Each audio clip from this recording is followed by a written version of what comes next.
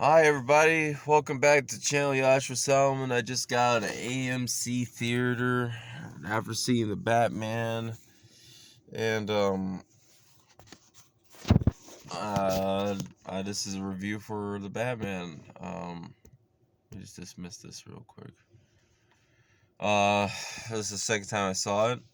Um, I like it more the second time. I this is this movie is directed by Matt Reeves. It's starring Robert Pattinson, Zoe Kravitz, Colin Farrell. I forget his name. I think it's Jeffrey Wright. I believe his name is. Um, yeah, this movie was.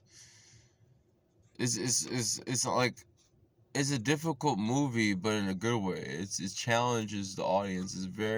It's like everyone keeps referencing Seven with Brad Pitt and Morgan Freeman. I definitely have to say that's the case for this film. It's definitely like a full-on noir cop drama, and that's the best part about it. And it's just really cool seeing like this be a big mainstream popular film and seeing a crowded theater and everyone really engaged. Um, um, I guess so. I'm trying to think of the format I could do this. Well, let me see. Let's start off with the bad. So I don't know. Let me start with the good. Let me just get all the good things. Everything I like out of the way, and then I'll get the bad news last. I like the music. The music in this movie is and beautiful. Is gorgeous. This is the best Batman soundtrack so far I've ever heard in a film. Um, I love the cinematography is just phenomenal. It's gorgeous. It's really the best part of the whole film is the cinematography, in my opinion. Cinematography is like this is one of the best looking films I've seen. Like this is as good as Joker, in my opinion. Like both this and Joker are some of the most groundbreaking like modern cinema films. Like it just every time I watch this, the second time I watched this, I was just getting feelings of the Matrix kind of vibes, like how I felt watching that visually, just like and really this movie keeps your attention due to the visuals. I think this movie would be really difficult to sit through if the visuals weren't on point, because I think there's so much information and it's just like if it wasn't filmed good, I think this would be really hard to sit through. Um, the acting from everybody is great.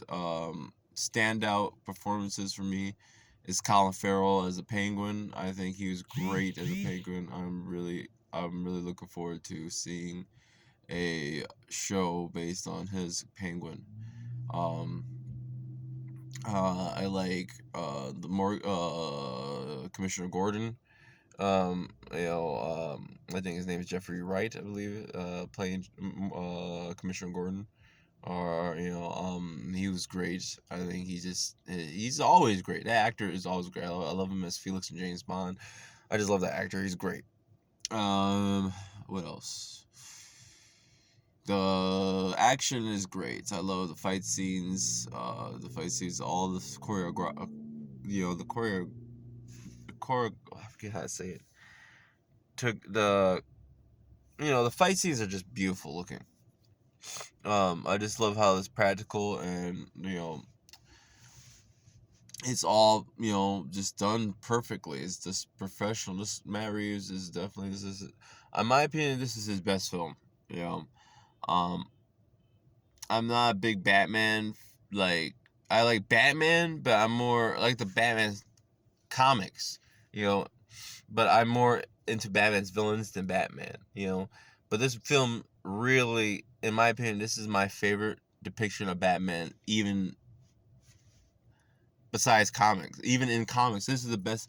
My favorite Batman of all mediums, in my opinion. This is my favorite Batman interpretation I've ever seen in my life. This is the best interpretation of Batman. This is what I've always wanted Batman to be. I wanted him to be depressed. This is realistic. This is what I've always asked. Even him having scruff, like facial hair on his face, like he's not shaving sometimes. I've always wanted Batman to have facial hair. They always should have him shaved in every depiction of Batman. He's always shaved, and I was like, and this I love the detail where he looks like he's just tired sometimes. Even he has red eyes. He sleeps. I love the scene where and spoilers by the way. If this is a spoiler review. If I haven't said it in the beginning. Um, I love just like how he has bloodshot eyes, and even the scene where he's just like, I every night after I'm done, I come back and I have to see, I have to replay these memories again. But I look at the recordings through his eye lens, which I thought was a really cool technology, And people were reviewing it said there's no gadgets. Like there is gadgets. These are realistic gadgets. It's like, what are you talking about? Some of these people reviewing this are idiots. And and um and then some people are like, oh, and then some people are idiots. They're like, I don't like Batman getting beat up so much. He's beginning. What do you? It's like, come on, bro. Are you 5? Like that's a weird thing to be having a gripe with. Like, anyway, so it's just phenomenal. It's just the attention to detail, the car chase for Batman. I love that Batmobile. I just love how it looks. I love muscle cars. I think anyone who loves muscle cars will love this Batmobile. I love muscle cars, and I've always been a fan of muscle cars even since I was a little kid. Um, yeah. And it is a great film. Now on to the bad, which is not many in my opinion, but I do think this is a 2-pointer, a negative 2-pointer, bad. And I've studied the audience, the crowd. I've studied the crowd. You know, and I'm just looking at these people running to the theater. They must really want to see Batman. But I've studied the crowd twice now, and the people, and the first time and the second time, I've seen the same behavior. So I feel more comfortable with my interpretation of what the audience feels like when I say that. I think that going into the bad parts about this film, the thing that takes the audience out, like, I think the audience loves the clue stuff. Like, Law and Order and crime drama is very popular on television. So that, culturally speaking, people love crime dramas. They love clues. They love trying to analyze clues. Even I was sitting next to like little kids, and these little kids, what you would think be bored from stuff like this, they were really invested in that stuff. And that's why I think even the 1990s animated Batman series is so iconic amongst adults and kids, is because it deals with clues and deals with detective noir kind of thing, and it's creepy. And that's another thing about this film that I mentioned. I forgot to say that's good. A good thing about this film is that it's creepy, which I really like. It's creepy. And I'm not just saying that to say it like oh, it's creepy. I mean, legit, this is actually kind of like, sometimes like, how'd you get a PG-13 out of this? Like, this is pretty like close to rated R. Like when Riddler's bashing a guy's head in with that carpenter tool. Like, it's pretty violent. Like, you're not seeing him smashing his head, but you see him like, like his actions still feel like a rated R. Even like the one line of the one corrupted commissioner guy saying, happy fucking Halloween. It's like he said that's only one F word in this movie, but it gives you this. I'm glad, and it's like cool and so intelligent and smart of Matt Reeves to place that curse word in the front of this entire film to give you this kind of rated R rash kind of atmosphere. Without everyone cursing constantly. And then I noticed the second time I watched this film that in the distance, like when you see in the beginning of this film, which I love the beginning of this film, just the beginning how he explains like the whole world. Like you see the XXX, the triple X signs in the background, like the strip clubs and stuff, but it's in the background, and it's like this is a PG-13 film, and you don't see strippers and stuff, but you see like adult imagery, alluding to adult imagery in the background, and it's like I think that's really cool. Like that he's thinking very creatively to hide very inappropriate stuff, but still keep it grounded and realistic, and rated R, and keeping that Joker vibe. And I still love I don't know, I'm just supposed to be talking about the bad stuff, which I'm about to, because I even said it's not that much bad stuff. I know exactly what the bad thing is. I'm just saying why everyone loves this movie, because I'm just thinking about it. There's so much good shit. Like literally the whole movie, everything is perfect in this movie, and even people clapped at the end of this film. I clapped with them. I was so happy people clapped. We had some dumbass that said, it was okay. Like he had to say that out loud after everyone clapped, and it was like I was happy here, and then some moron behind me was like, it was okay. So shut the fuck up, moron. Do you really have to say that? Like, everyone's trying to happy. We sat through a 3-hour movie. Yes, it's long. Yes, there's moments that's kind of boring, but it's like, come on. Everyone clapped. Like, just have a good time. Everyone's having a good time. Why you gotta be like a dickhead? I just hate people just be like, oh, everyone's having a good time. I gotta be a dickhead. Everyone clapping. I gotta say it's okay. It's like, why don't you fuck off then? Why don't you just like, who gives a fuck what you think? Just like it's cool that we're all acknowledging, like, that was cool, good, and that and it's cool to see everyone sit through something so complex and not dumb, and it gives me hope for humanity that we're not all a bunch of fucking idiots, you know. But yeah, it's like there's just like I was about to say, like, the beginning's great. Like, I just love how Batman was saying, like, I can't be everywhere at once, but I want to be a symbol, to put fear in a crime. And then you see all these criminals like looking at the shadows. I didn't notice this the first time. For some reason, I didn't notice that the first time, but I noticed it the second time watching this. Like when they look at there's criminals doing crime, but then every time they look at the bat symbol, but then they look at the shadows and they see, like, they start freaking out, like, fuck this. Like when the guy just had spray can, he's spray painting, and then his spray can falls into like a shadow, like some like dark area, and it's like, and the way the shadows visually looks creepy. Like, it actually does look real. It looks like a real dark spot. It doesn't look like it's set up to be like, look, it's supposed to be creepy. It looks like a natural, organic, naturally creepy looking spot, but it looks like natural darkness. It doesn't look like artificial darkness just for the sake of, oh, we gotta make this look creepy because Batman's gonna be here. It's like, no. So Matt Reeves is a genius. Matt Reeves is a great director. Matt Reeves, this is his best film, I think. This is definitely his best film. And I wasn't a fan of Batman Begins, but so this is really telling that I like this movie. And I didn't like it the first time I saw it because I think it's too much information. But okay, now that I've just like avoided the bad, there's, I think, one or two things that are bad about this film. I think that this movie suffers from it is too long. Okay, I think this movie is way too long. And maybe it'll be okay. But my biggest gripe, and now it's even more solidified. I thought maybe this is more solidified. I was not sure about it the first time I saw this movie, and I thought maybe it was just some personal thing. But now it's solidified because I've seen the audience reaction. Catwoman should not have as much screen time in this movie. We're just introducing the Batman for the first time. Let's explain the rules of this universe. Let's look at how Gotham, the workings of Gotham.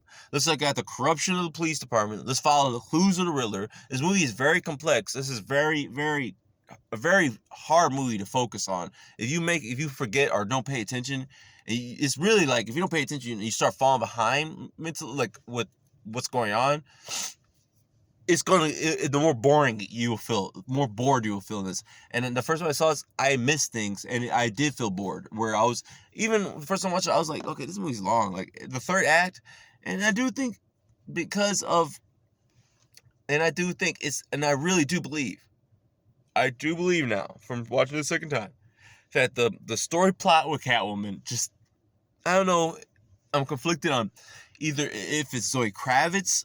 I'm really kind of feeling too. I'm really conflicted, honestly, because I'm feeling maybe it's two things.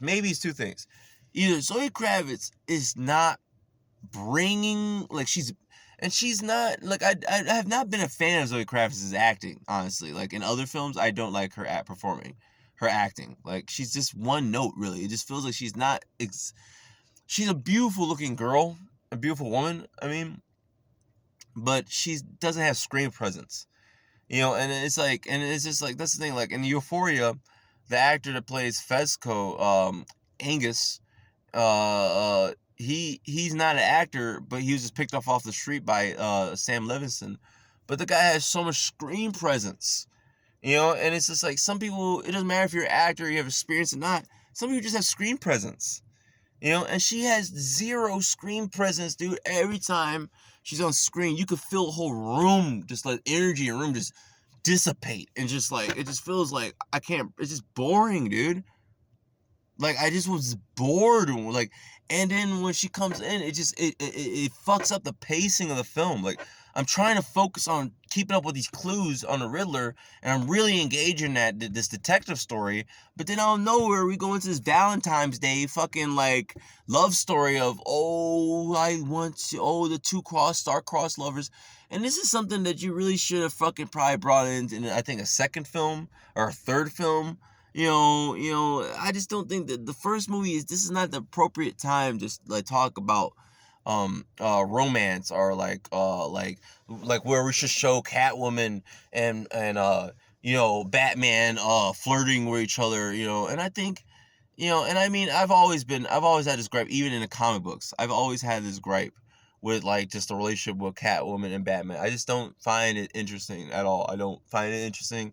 I think it's just so cliche. It's like, oh, of course, the Catwoman with the girl, the female with the suit that has ears and sneaks around at night, has a thing for the guy that has ears and sneaks around at night. He's like, come on, this is kind of just cliche and cheesy and boring. And I never liked it in comic books. I never liked it in anime series. I don't like it here. And you can see how the audience literally, and I think it fucks up the pacing of the film. It really does. Because we stop the whole film and we kind of just like stand around with these people, Catwoman and Batman, just talking to each other. And it's just boring. Like, literally, I've seen the second time, the most boring parts of this film, literally, are Catwoman and Batman. It's just brutally boring. It's just like, I don't feel any kind of like chemistry between these two at all. I don't feel any chemistry between them. Like, I don't, and Zoe Kravitz, I think she kind of is just banks off her looks more than her acting ability. I think she just has, because in every scene she just has this look of,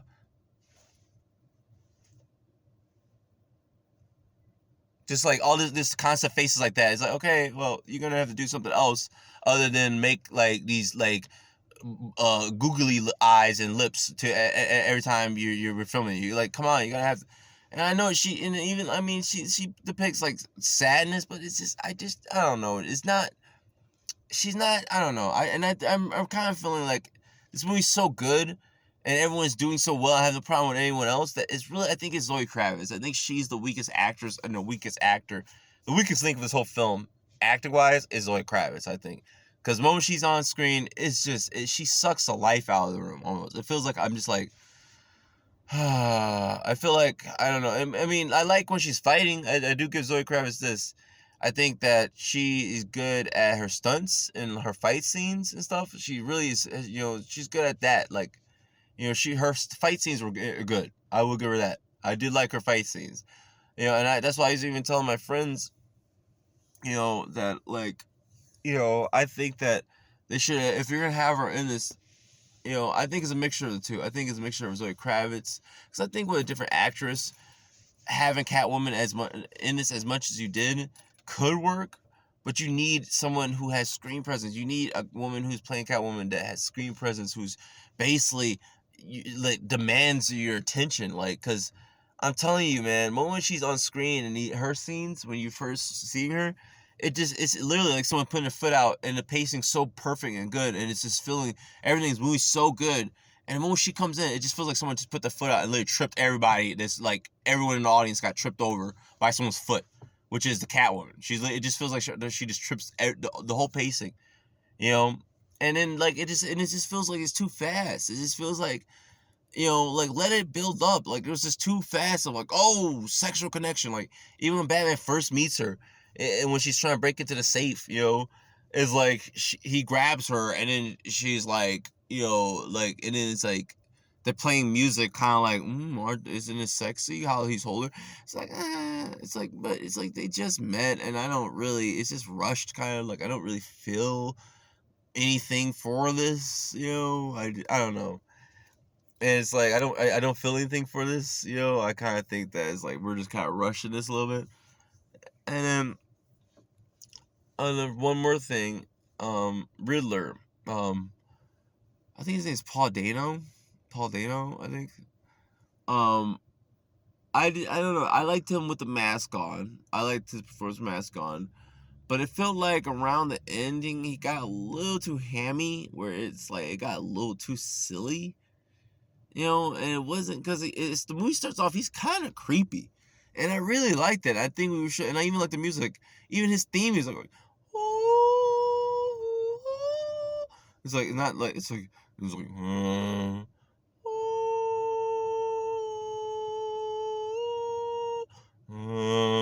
like this, and then it's like and then the outfit look like Zodiac killer. It is really kind of creepy, and I really did like it. But then just around this ending, he gets so silly.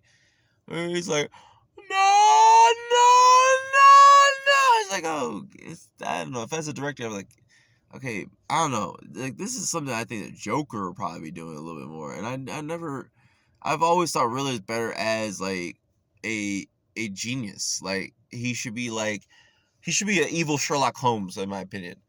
Like he should really be smart and just kind of have this and that's why I like that they're going with the Zodiac killer, like where it's like someone who gets off on just watching, people play his games and controlling people like rats in a maze. I really think that it should just went with that, and it should have probably, if you're gonna have this guy, it should have been alluded to like maybe he's not the Riddler. Maybe he's not the Riddler. Maybe this guy is just a fall guy. But I really do see in the second time, I do think he is the Riddler, and it's kind of like, you know. But yeah. Those are only two bad things in the movie. But other than that, this movie, if I have to rate it, is a 10 out of 10. Even with the bad, it's 10 out of 10, but, I think, like, this movie could have been, like, perfect, in my opinion. It's not perfect. It's a 10 out of 10, because I think it does things, and it really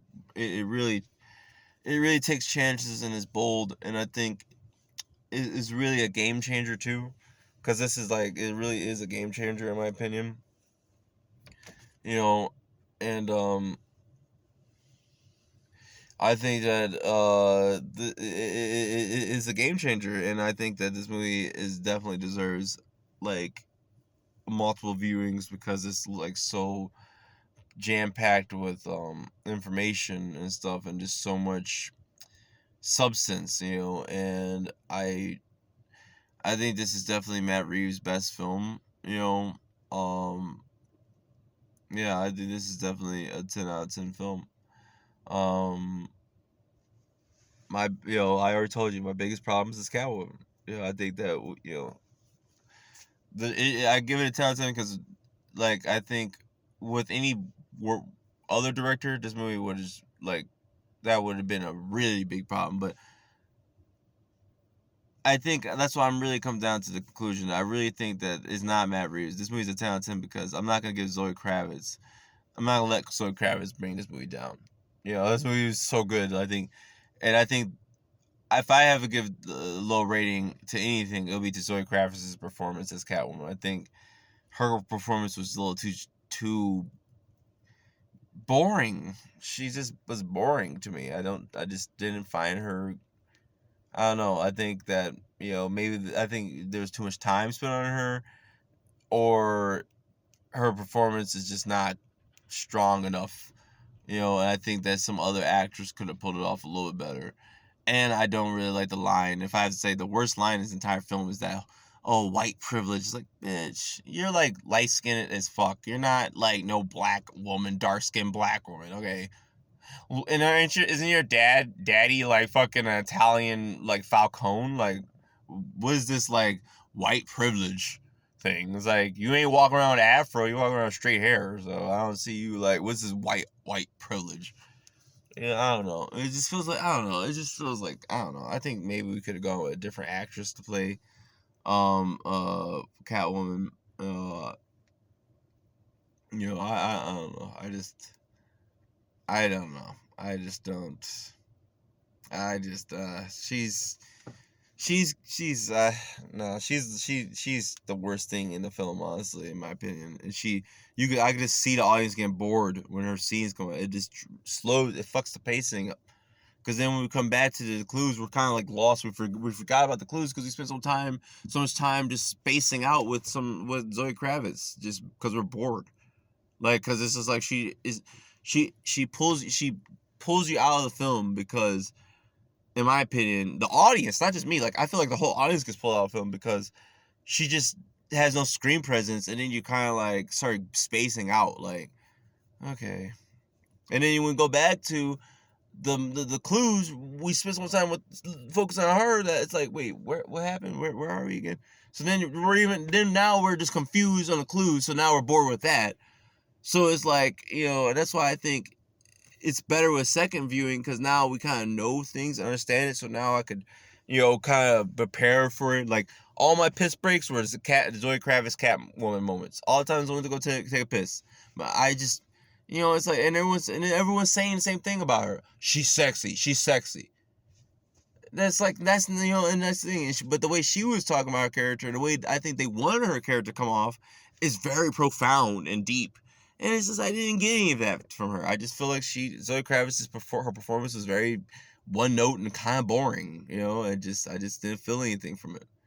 But the movie's still 10 out of 10. It's a masterpiece. This is the best Batman movie I've seen, and I you know, I and it's is a and that's telling a lot because like Dark Knight to me is the definitive Batman movie of all time.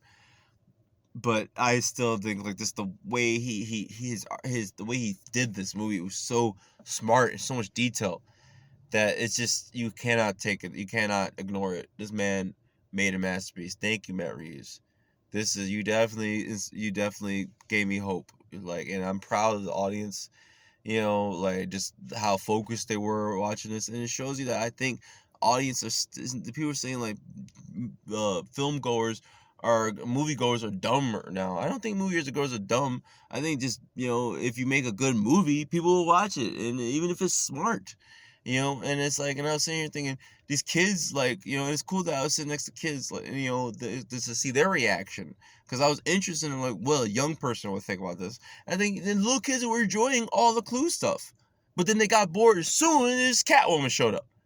Then all those kids were looking at their fucking phone because they were confused on what the mystery was and because everyone's focused on the clues. You have to to stay on the clues. Don't like we're here to like let's learn about the world of Gotham. Let me learn about Bruce Wayne. We don't got time to sit around and look at Zoe Kravitz holding a glass of milk and I like strays and I'm just so sexy and yeah, it's just like your white privilege. It's like it's like this is boring. It's like where's Riddler? Where's Penguin? I don't want to see Zoe Kravitz. Like okay, she's not that like. I think she's overrated. Zoe Kravitz she's overrated, man. And this movie's so good, it's showing how overrated she is. I think she's just, she just really banks off her looks. She has a cute face. That's it. She has a really cute face. She has really cute features. But as an actress, I just don't think she's a good actress. This has proven to me definitively. She's in a great film like this, and this is shown she's the weakest thing. And I think she's the reason why people get bored in this movie. And it shows you that people love this movie because every time I go see this movie, it's like the whole audience gets bored, but it feels like everyone still loves it though. On Google users, it has a 92%.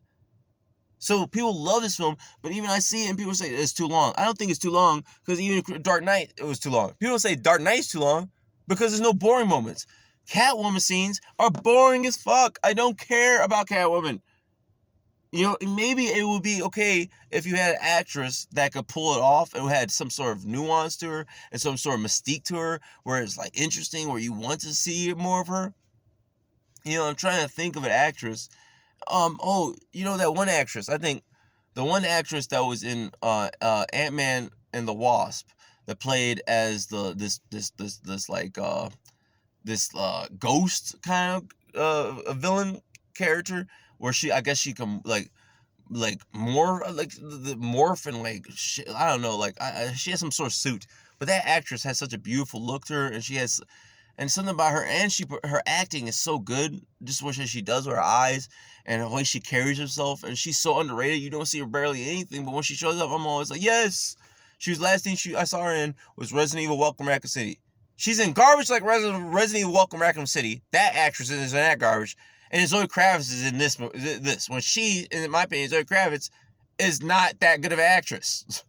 So it's like, it pains me when I see good actresses getting garbage films, and then actresses that just always get shit because, oh, they look cute. But then every time they're movies, it's like, even like, in my opinion, even Zendaya, I think she's not the best actress of all time, but everyone, because she's kind of cute, everyone puts her in these movies because she has this look about her. And I think that's the one thing that I just, but yeah, so, like, 10 out of 10 film, but Zoe Kravitz, her depiction as Catwoman, I love her fight scenes, but I just don't, literally, when she's talking, it's just, her acting is just too boring. She has no screen presence. She's not an actress. She should be a model. Or a model or a stunt woman. Like, she should just be a stand-in for another actress, as a stunt woman. Like, because she's just not an actress, in my opinion. I've seen enough movies for her now to officially say I just don't like her as an actress. I think she has no screen presence. It's just boring when she's on screen. I'm bored. Literally, it's like I feel like I'm looking straight through her. Like, I feel like I could be just looking at a fucking chair and just hear her voice in the background or something. It's like, it's just nothing there. It's just, she does not demand your attention. She just really is kind of just, she looks bored too. Like, her facial expressions always look like she's bored. She doesn't look engaged. And it's like, Catwoman is more sexy and more flirtatious, more like she controlled. Like, in the comics, I feel like Catwoman always was in control of the situation, where she was very flirtatious and very sexual. Where she's trying to make Batman flirt back with her, where he's almost like, "Come on, back off!" Like, I don't want to do that. But she's trying to break him, almost like, you want to have sex with me, kind of thing. Like, just stop being a good guy, kind of thing. But, like, I don't know, Zoe Kravitz just doesn't pull that off for me, and then, I don't know. That's my biggest gripe in the film. But other than that, this movie is a masterpiece. Greatest Batman movie of all time. Thank you, Matt Reeves. Worth the wait. If you guys like this review, please like and subscribe. I went on for a while. I hope you guys enjoy this review. This is probably the longest review I've ever done. I just shows you that I just love this movie. Thank you guys for spending time with me. As always, may the force be with you. Peace and out.